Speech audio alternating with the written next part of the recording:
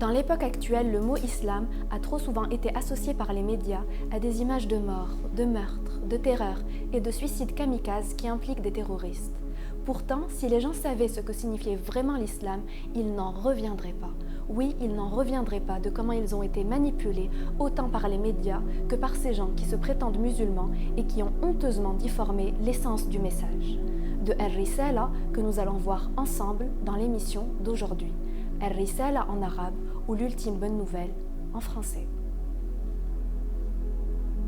Dans ce second épisode, nous allons voir que signifie l'islam et que signifie être musulmane qu'Allah.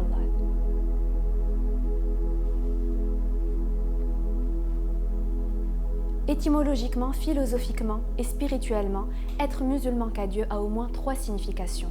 D'abord, cela signifie trouver sa paix intérieure dans la dévotion et la soumission à un Dieu un et unique qui se manifeste à travers tout ce qui est par le simple fait d'être. Cette dévotion mène à un bonheur fondé sur un équilibre interne. Ce bien-être ne provient pas des circonstances extérieures. Dans l'optique de préserver sa paix, le musulman n'interrompt jamais l'alliance qui le relie à Dieu. Ce dernier lui permet d'interagir avec sa destinée par le moyen de la prière. Dès lors, le musulman prend exemple sur tous les prophètes et il n'établit aucune différence entre eux, reconnaissant ainsi les civilisations qui étaient là avant la sienne. En plus de son travail, qu'il proclame comme un acte d'adoration, et de ses activités personnelles, le musulman qu'Allah médite le sens profond du livre sacré, le Coran, durant toute sa vie. Être musulman signifie aussi trouver sa paix. Être musulman qu'Allah signifie aussi trouver sa paix dans l'acceptation du présent tel qu'il est. En français, le mot présent fait référence à un don divin qui est renouvelé à chaque seconde, à chaque millième de seconde. Il fait référence à un temps où Dieu lui-même, qui s'est fait don de vie, se renouvelle à chaque seconde. En arabe, il fait référence à ce que Dieu a préparé pour sa création, qui se doit d'honorer ce présent par sa présence. Il y a une différence majeure entre le terme muslim et le terme mustaslim. En d'autres mots, l'acceptation ici ne signifie pas passivité ou résignation, ce qui donnerait la fatalité en résultat. Bien au contraire, le musulman est encouragé à agir avec patience, endurance et gratitude. Et il est poussé à combiner intelligemment l'action avec la passivité, sachant que si l'action peut être passive, la passivité ici est toujours active. Finalement, être musulman qu'Allah signifie servir Dieu en l'humanité pour lui apporter la paix et la prospérité. Le mot muslim a donné naissance au mot islam. 3 concepts majeurs sont combinés dans ce mot singulier, unité, paix et dévotion à Allah seul pour le bien-être du genre humain. Et si nous allions plus loin, qu'est-ce que ça signifie quand une femme ou un homme, mais en l'occurrence une femme, car je suis une femme, qu'est-ce que ça signifie quand une femme dit « je suis musulmane qu'Allah » ? Et y a-t-il une différence entre être musulmane et être musulmane qu'Allah ? Oui, il y en a une, et une majeure. En tant qu'adoratrice de Allah, je ne suis pas musulmane, je suis musulmane lillahi wahdah, musulmane à Allah uniquement. Pourquoi je fais cette distinction ? Car musulmane seule, ça ne veut rien dire. Ou ça veut dire faire partie d'un club qui s'est donné le nom d'islam, mais qui a perdu l'essence de la révélation, pour ne garder du message divin que son squelette. Vous me direz c'est déjà ça, car tout le squelette a très bien été conservé, donc c'est facile de retrouver le message divin. Encore faut-il être en quête de Dieu, et donc du vrai, du juste, du sage et de l'amour pour le recevoir.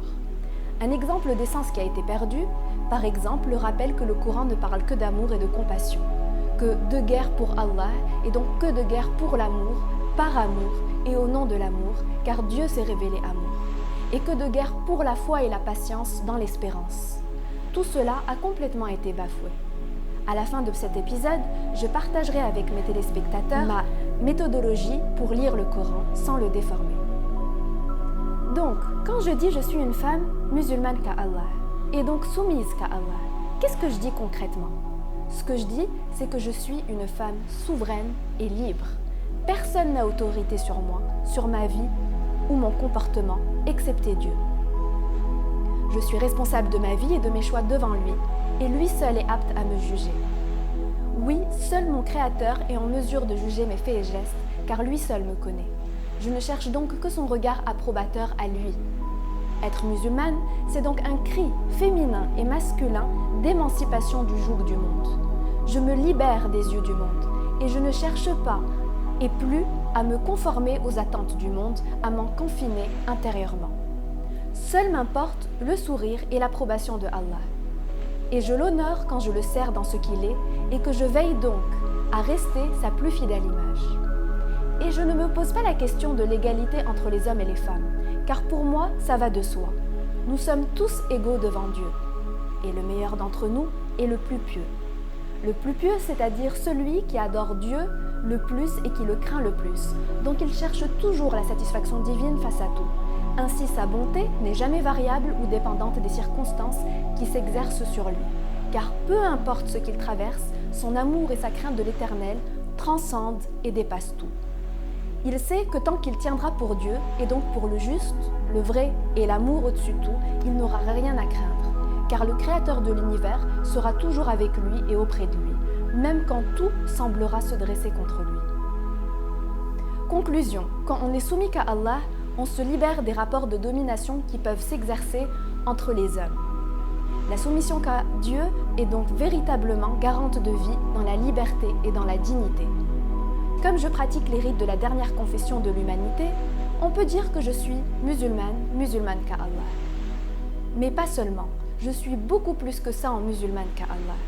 Et c'est ce que nous verrons dans le prochain épisode. Avant de clôturer ce second épisode, je partage avec vous comme promis la méthode pour lire le Coran. En réalité, elle est simple, il suffit de partir de l'axiome suivant et de le conserver durant la lecture. Si le Coran est véridiquement parole divine, cela veut dire que tout ce que je lirai dans ce livre sacré sera à l'image de Dieu. Beau, juste, vrai, bon, sage et sublime. Si ce que je lis ne reflète pas la beauté et la grandeur divine, c'est que je ne comprends pas bien le sens du message qui m'est délivré. En d'autres termes, et comme le dit le Coran lui-même, seul un cœur pur peut véritablement saisir le sens du livre saint. Sur ces mots, je vous dis à la prochaine pour un nouvel épisode.